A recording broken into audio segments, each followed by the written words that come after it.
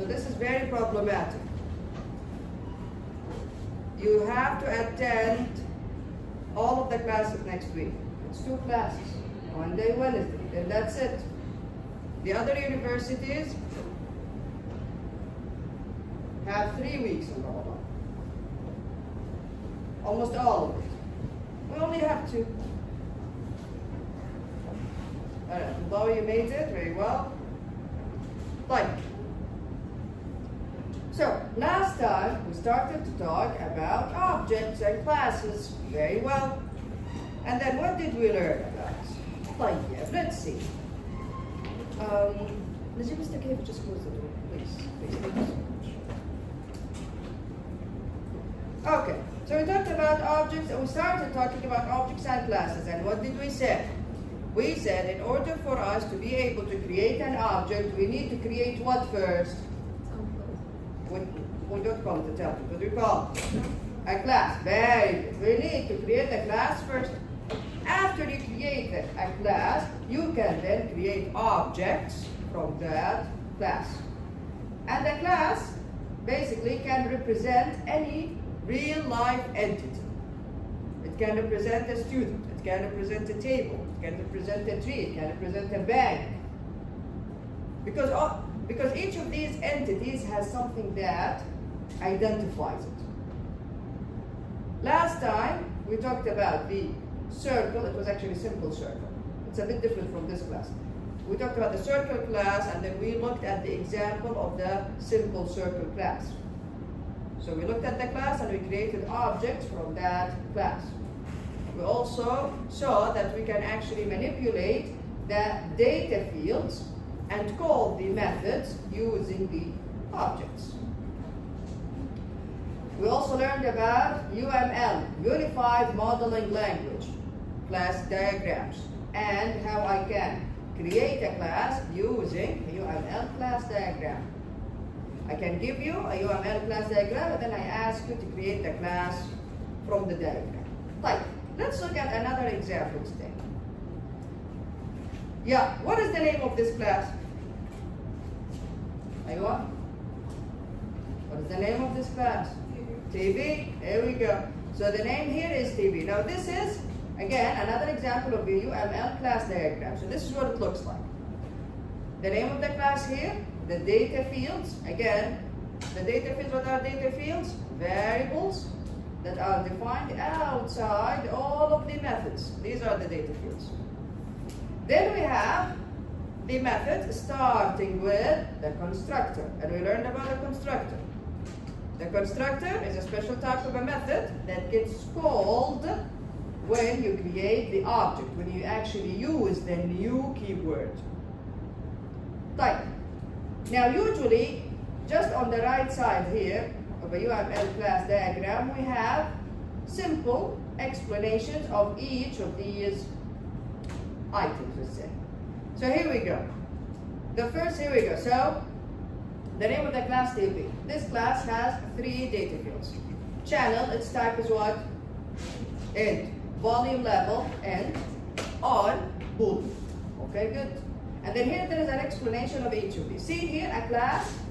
When I create an object from this class, I can represent a TV in code. Type.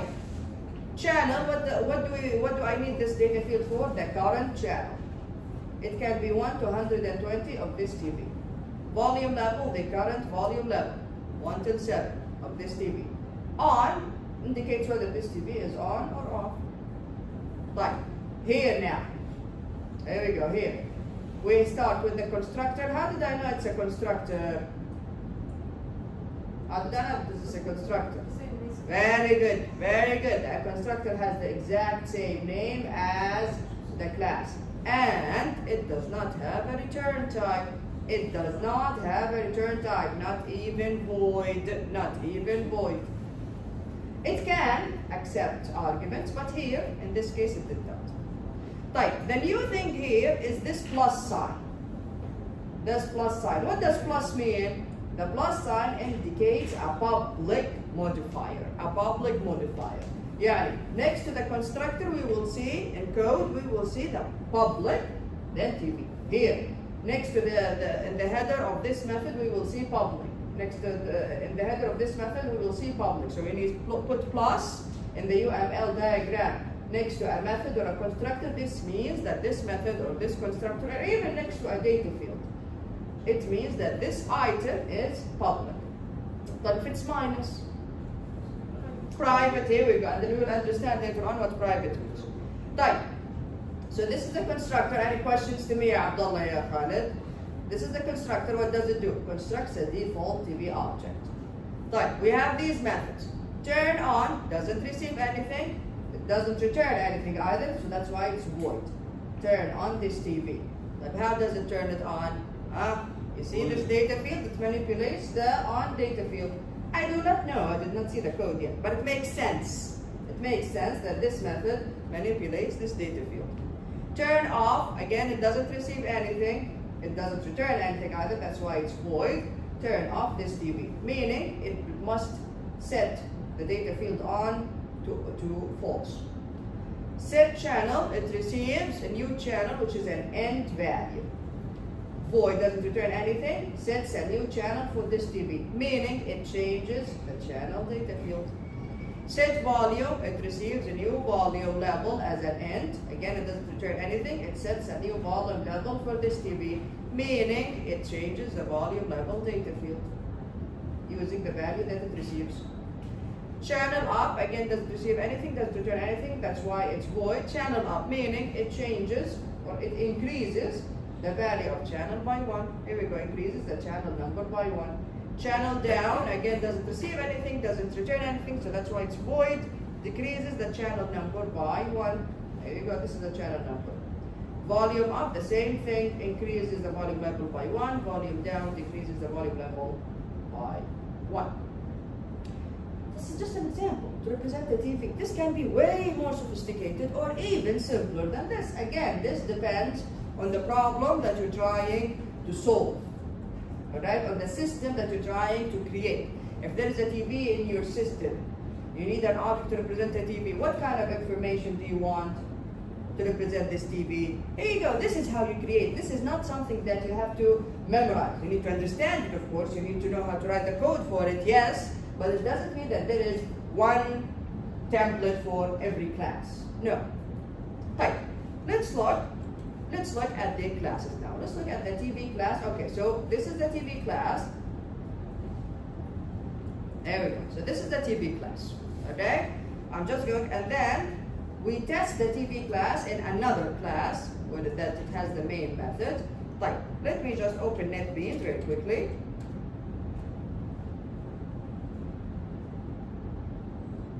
Alright. Alright, so okay. I don't want to create a new chapter, even though a new project, even though I should, but it's going to have, and we'll have a lot of, okay, so that's why I'm just going to create the TV class in the same project. So here we go. Right click, the package, new, Java class or Java main class? It doesn't have the main method. So Java class or the Java main class? Java class, very well. Alright, so Java class, the name here is TV, finish.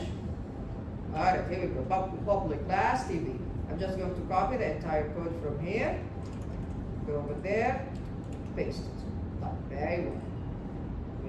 There we go. And then, the other class, where we create objects from the TV class is named test TV. So again, I told you about this before. This is usually what we do. A Java project has one class that has the main method and then a bunch of other classes. And then inside the class that has the main method, we create objects from those other classes. Basically, we construct our system. In the class that has the main method, what do? We create our system. That's what we do. Fine. Let me just go back here. So I have this. It's only a main method, nothing else.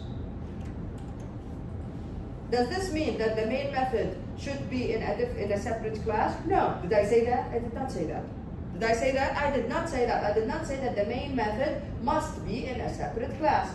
Because since we get so used to this concept, we think that it's a must. No, it's not a must. You can always have the main method here inside the TV class. No problem. You can. But it's confusing, and then we want to separate the mainline logic of our system from the classes that we create the objects from. We want to separate those two. It's better structure. So here we go. So this is the TV class. Madawi, come sit here, the front row. Quickly, quick. So public class TV. Here we go. I have 3 data fields here. Channel, which is int. It has a value, a default value. Does every data field have a default value? Do I need to give it a value from the get-go? No, I don't need to. Here I did 1. Int volume level is 1. Boolean on is false. Alright. Then I have, here we go. This is, what is this? What do we call this? Constructor, very good. Public, yeah, this one has a modifier. Public, no return type, nothing, not even void. It's wrong, it's a syntax error. It will not let you run if you put a return type in the constructor. Public TV doesn't receive anything in this case, and there is nothing here. Like, what will happen when I create an object of the TV class? It will use the default values of the data fields, which are 1 for channel, 1 for volume level, and false for on. Since the constructor doesn't do anything. Then, yeah, here we go. We have the rest of the methods now. Public void turn on. What does it do? It changes the value of the data field on to true. Public void turn off. It changes the value of on to false. Public void sit channel. Now, here I have an if statement. Yeah, I need to check that the TV is on, and then that the value that this method receives, the energy, is between 1 and 120. Here we go. There is a constraint here. I only have 120 channels, correct? So if on, and if this is true, and at the same time, this value, the value that I receive is between 1 and 120, then go ahead and change the channel. Otherwise, don't do anything.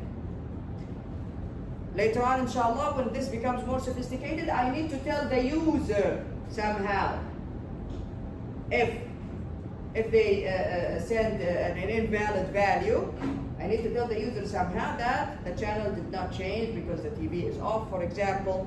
Okay? Or I can do it from the main method from there. Again, this can be very sophisticated. Type set volume. I receive an int value. Again, I need to check, is the TV on? If on, and at the same time, the volume level is between 1 and 7. Again, this is a constraint. This is a constraint.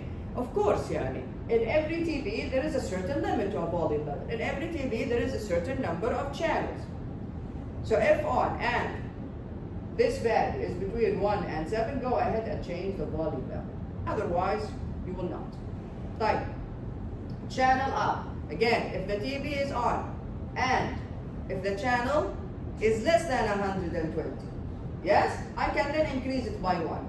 But if it's at the last channel, can I increase it by 1? I cannot. Here we go. So if the channel is less than 120, go ahead and increase channel by 1. Channel down. Again, if the TV is on, so if on and channel is greater than 1, then I can decrease it by 1. Otherwise, if it's 0, or sorry, if it's 1, and then I cannot decrease it. If it's greater than 1, here we go, channel minus 1. Type volume up, if on. Again, the volume level is less than 7. I can increase it by 1. Because again, the maximum number here is 7. Volume down. Again, if the TV is on and the volume level is greater than 1, then I can decrease it by 1. Okay? Later on, we will make this more sophisticated by actually telling the user that, I could not change the volume, I could not change the channel, etc. But let's see what happens in the test class, where we actually create objects from this one.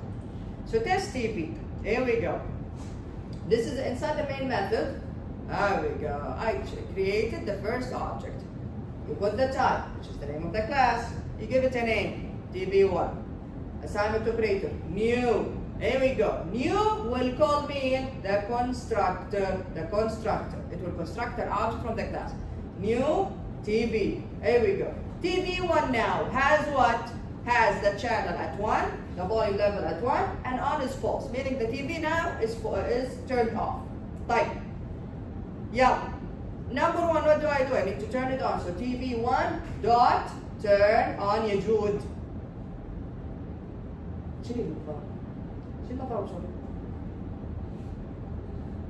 TV1 dot turn on. Here we go. The turn on method for this object gets called. So go ahead. Turn on gets called. What happens to the on field for that object becomes true. Very good. Yeah. TV1 dot set channel 30. We go to set channel. Start executing. 30. It receives 30 here. If on, yes, on is true. Excellent. And the new channel, yes, 30 is between 1 and 120. Go ahead, change that channel. TV1 dot set volume 3. Alright. Set 3 to set volume. Here we go. Hi Abdullah. So 3 is received here. Yalla, if on, yes, true. Is the volume between 1 and 7? Yes. Go ahead and change the volume. Create another object. TV. Now you give it a name. TV2. New. TV again. Yeah. Turn it on. Channel up. Now the channel for TV2 is what?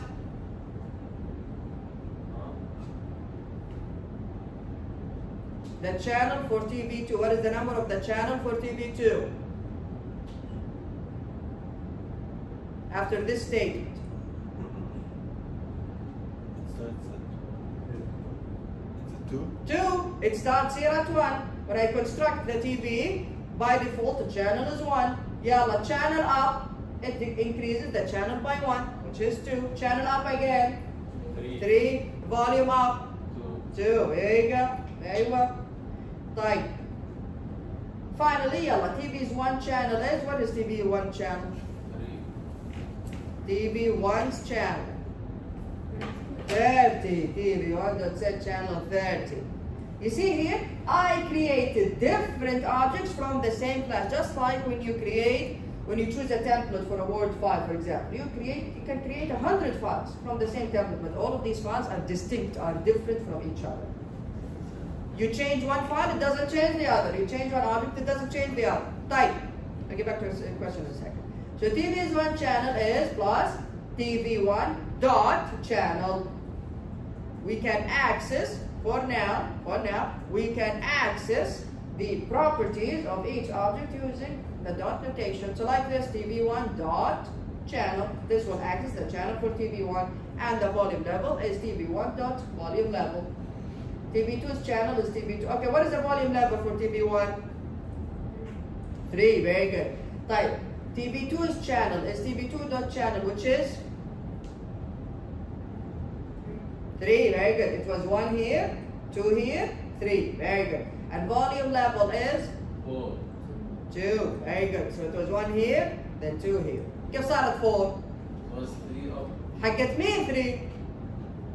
Volume. حقت مين؟ Which object? TV1. TV1. And is this TV1? TV2. There we go. Here we go. What was your question? What is it? Because you made it start with 1. Hey, the code. Yeah? If you did not do that, that's another story. Fine. Let's run this now. So I'm going to run test TV. Here we go. TV1's channel is 30 and volume level is 3. TV2's channel is 3 and volume level is 2. Questions, everyone? Questions? Questions so far? طيب. Constructors. Now, يعني, inshallah, we will not learn much new thing. I try my best to show you everything in code. Yeah, constructors.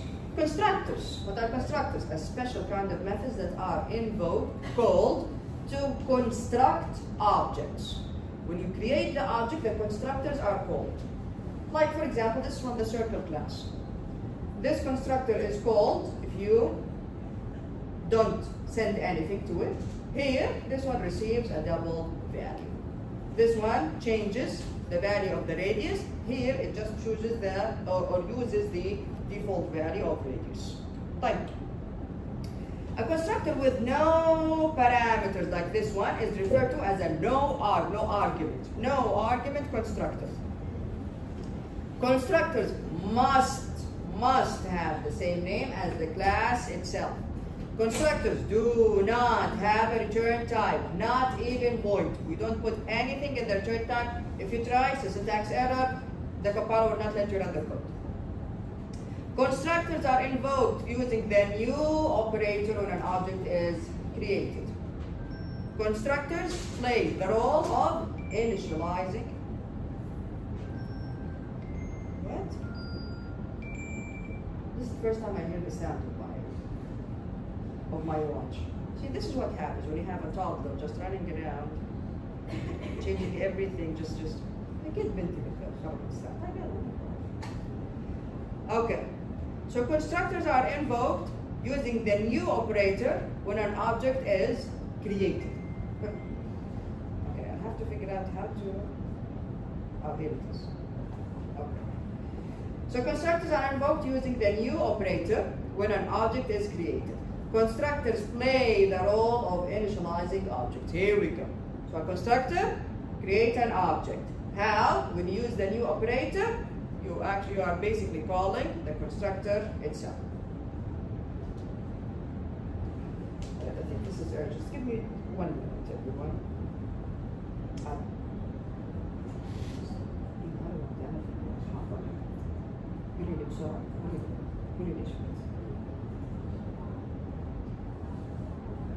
تحتاج اليوم؟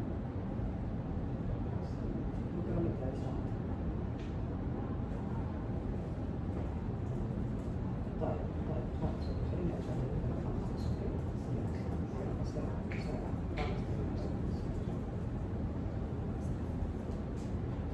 Okay. طيب. Here we go. Creating objects using constructors. Again, new operator, the class name. This is how I create objects using constructors. Example, new circle, like this, or new circle, and then you set them back. By the way, a constructor, you will see later on, inshallah, when we are creating, let's just say, for example, an object of the type student. A student has a lot of data fields, right? They have an ID. Hi, Dana. Yeah, you know the drill. They have an ID. They have a first name. They have a last name. They have a date of birth. You can have a constructor that receives all of these values. So it doesn't have, just because we have simple examples, a constructor that receives only one argument, doesn't mean that all constructors are the same. No, a constructor can receive 100 arguments, no problem. Again, this depends on the class that you are creating, on the problem or on the system that you are trying to build. Type. Default constructor. What happens?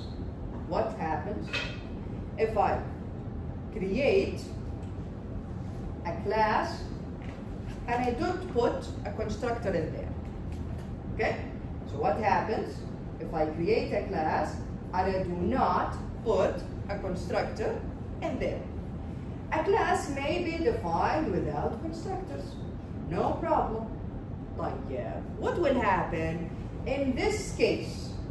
A no argument constructor, yeah, something similar to this, okay? With an empty body is implicitly defined in the class by Java. And even if you don't create the code, even if you don't write the code for the constructor yourself, what happens? Java will create one for you, even if it's not there, even if you cannot see it.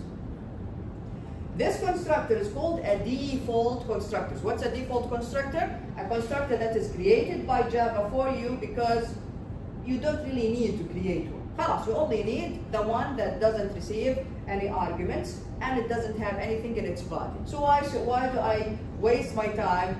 Why do I waste my time writing the code for it if Java is going to create it for me?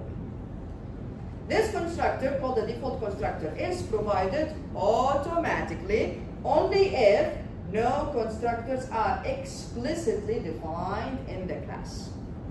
Alright, everyone? So what happens if you create a class and you do not put a constructor in there? Java will create one for you. Here we go. You don't see it. Do not see it. It's called the default constructor. It doesn't receive any arguments, and its body is empty.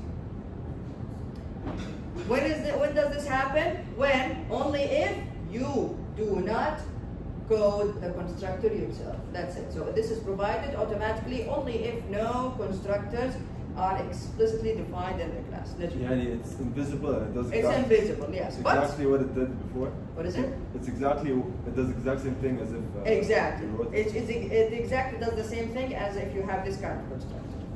So is it useless to make it, or is it best practice to make it? It's best practice to have the constructor there. Okay? It shows, okay, when you actually write the code for, if you put the constructor in your class, it shows that you are actually going to create objects from that class later on. Okay. You understand what I'm saying? Yeah. Because, think about the other class that we just saw. This one, test TV. Can you not create an object from test TV? We can. Here, not TV, Oh. test TV, the one that has the main method. Can you not create an object from it? You can. You can actually, you can. It only has a main method, doesn't have anything else, because the purpose of this class is not to create an object from. But technically speaking, we can create an object from. Okay. You understand why? Because there is no, I did not create a constructor there, it is provided by Java. You know, yeah. But here in TV, I put the constructor in there, even though it doesn't receive any arguments and it doesn't have anything in its body. So when someone looks through your code, they Yes. can see that. Very good. It understands that, oh, okay, so you're going to create objects from this class later on. Because we do not create objects from every class. No.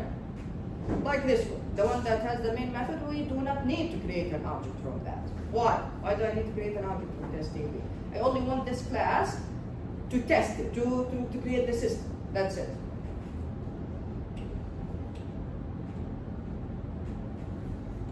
Right. Later on, by the way, we will go back to constructors, and then this here, this what Java actually does, will create a problem later on for us.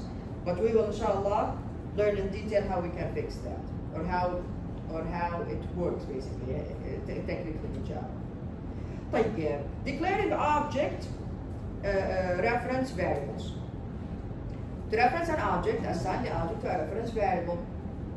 Basically, just like that. It's very simple. To declare a reference variable, use the syntax, use the class name, then you have the variable. Here we go. Circle, my circle, TV, TV1, or my TV, or whatever. Alright? I told you before. You see, with primitive data types, and double, etc., these are primitive data types. When you create a class, you are also creating a type. You are also creating a type. So that's why we can have, here we go, we can have the class name here before the name of any variable, before the name of any variable. Can I declare and create in one statement? Yes, of course. Again, the class, the name of the variable, summit operator, new, the class, again, this depends, and then parentheses, and then this depends on the constructor that you are using, whether it receives arguments or it does not, and this is an example. Circle, my circle, new circle, here we go. طيب, accessing the members of a certain object. What do we use to access the member of a certain object? Dot notation, dot. Use the variable name, dot, like this. So referencing the object's data, you use the variable, dot, and then whatever the name of the data. For example, my circle.radius. For example, tv1.channel, tv1.volume level, etc. Methods, the same thing. Use the variable name, dot, then the name of the method. Here we go, my circle.getArea, tv1.channel up, for example. Alright, and this here is an example. So circle, my circle, and use the type. Circle, my circle, what happens? Declare my circle of the type circle. Create the object itself using the constructor. What is the radius for this object? 5. Very good. Here we go. And this is the UML diagram for this object. Type. What now? Okay. My circle now, the variable, is referencing this object in memory. Alright, so assign object reference to my circle. Here, another variable. So your circle, the variable is of the type circle. Declare it. create a new circle, a new object in memory. Now assign this object to your circle. Now the variable your circle is referencing this object is memory, in memory. Referencing. You see what I'm saying here? I'm saying referencing. Referencing. Yeah? I am not saying, what does this mean? This means that if you go to the memory, and we talked about this before, just like with arrays, if you go to the memory, if you look at your circle, the variable itself, or if you look at my circle, the variable itself, you open it like that. You look at the value inside. Is it the object? No, it's not. This is not primitive data type. It has a reference, which is the memory address of where that object is created or is stored in memory. Just like arrays, just like array. Primitive data type, no. You go to memory, you open the variable, you find the value there. Int x assigned to operator 1, you go to memory, you open x, you find 1 there. You don't find a reference to the value 1, you find 1, actually 1 in there. With objects, no. You go to the variable, you open it, what do you find? A reference to the object. What does reference mean? The memory address where that object is stored in memory, not the value of the object itself. Yeah. Huh? Your circle is what? What are you talking about? Your circle has to be 100 Circle. A circle is a variable that references an object. What do you mean 100 or 1? Talk about the radius? No, I think the default value of radius was 1, wasn't it? Here. Did not get to here. Still, لا احنا ماشيين خطوة خطوة. Listen, here will change. Alright. The next statement now. Here we go. Access the data field of this object, which is radius, like this, using dot. Your circle dot radius access to 1. I change it to 100. Here we go. So what does this do? We go to the memory location where the object is stored in memory. We go, we find the value of radius, we change it here. So change radius in your circle. Questions? Questions?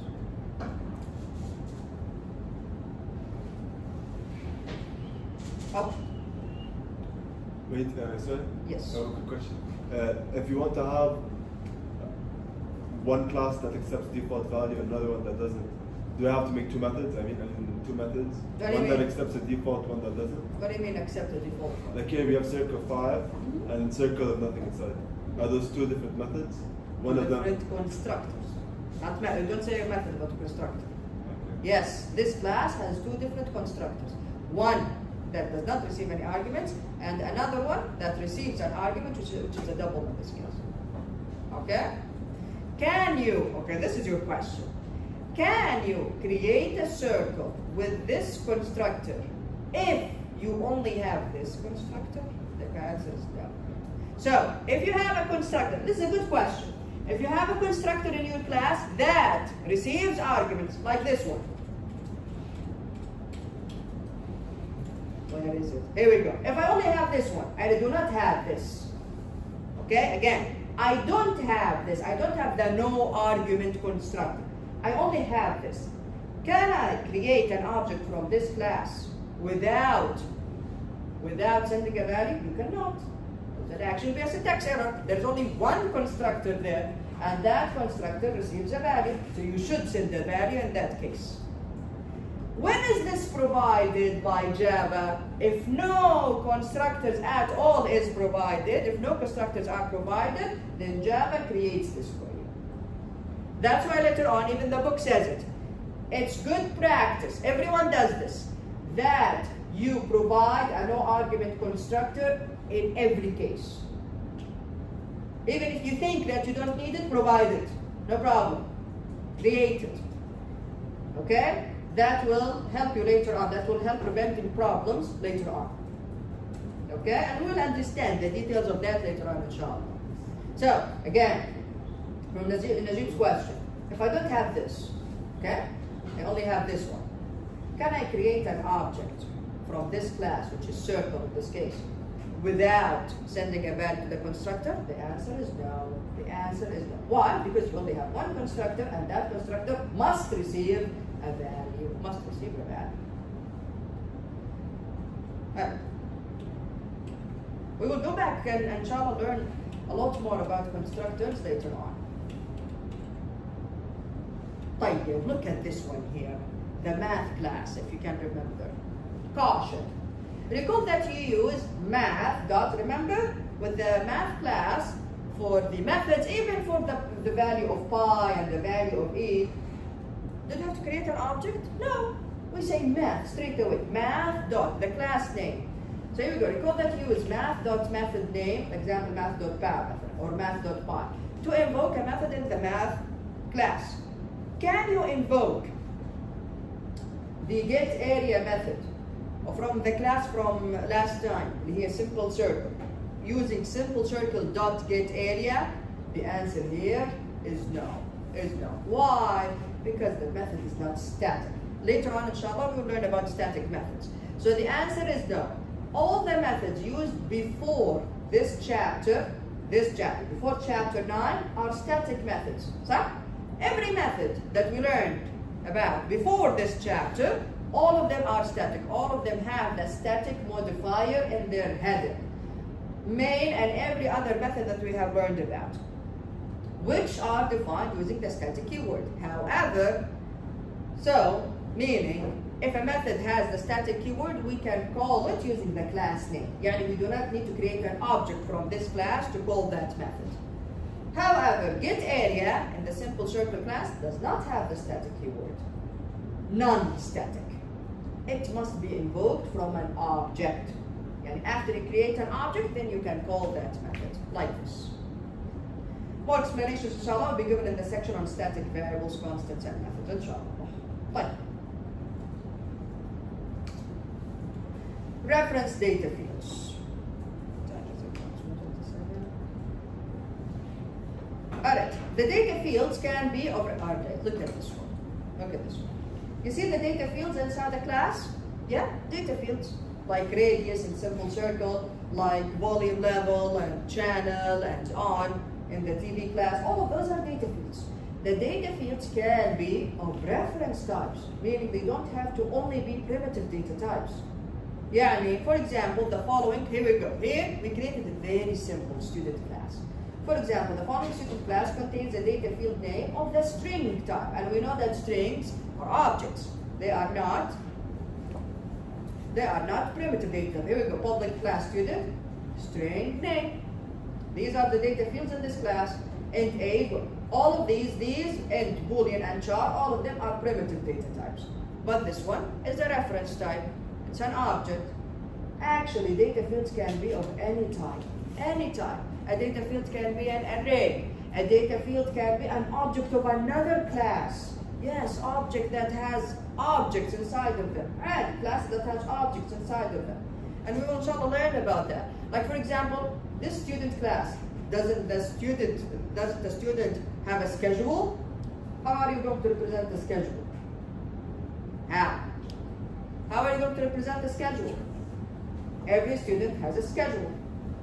You create a class and then you name it schedule, and there it has its own data fields, it has its own methods, and then you create an object of the type schedule inside the student class. You understand the idea here? So and the data fields in classes can be of any type, Right.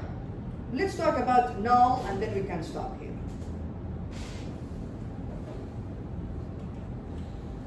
What is null? What is the equivalent in Python? None. Here we go. The null value. Now, n here is small. If a data field of a reference type does not reference any object, what does this mean? Yani, for example, here, if I say, where is it? Here we go, like this one here. Circle my circle. That's it, done. I do not create the object yet. Okay? What is the value of my circle? Null. There we go. So what is null? Null is the value of a variable that has a reference type. Reference type meaning not primitive type, meaning an object, meaning a class. Type. And you did not create the object yet. Alright? Since you did not create the object yet, what is the value of my circle here? No. Here we go. No. You will see null pointer exception. Have you seen this exception before in your labs? Yeah, you've seen it before. In the lab was it or something? Okay, something. Okay, so you see it is on the lab. There is null pointer exception. There is null pointer exception meaning you are trying to access an object that does not exist. The value of the variable is null, but you are trying to access it. Type. So this is the null value. So if a data field of a reference type meaning the type of it is a class, does not reference any object. The object does not exist. Maybe you did not create it, or maybe something went wrong. Maybe you thought you created it, but something went wrong in your code. The data field holds a special literal value called null. If I say string name, house, it doesn't give it a value. What is the value of name? No. Here we go. Okay. Questions?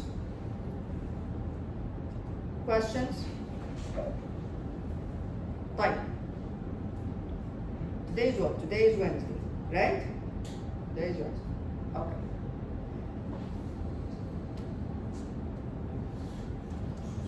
We are going to have the 2 quizzes next week, inshallah. Okay? You must attend all classes. The quizzes, what did I say about the quizzes? Chapter mean? Chapter 6 on your methods, correct? Then chapter 7 and 8, arrays. Okay, everyone? Alright? And then straight after you come back, we will have a quiz on chapter 9.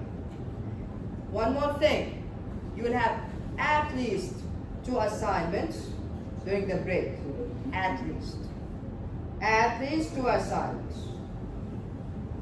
Alright, everyone? Okay? So brace yourselves. If you're traveling, you take your laptop with you. Because I'm not accepting any late submissions at all. Questions? I'll see you all next week. Yeah, have a nice weekend, everyone. You have something to say, Sarah? Bye.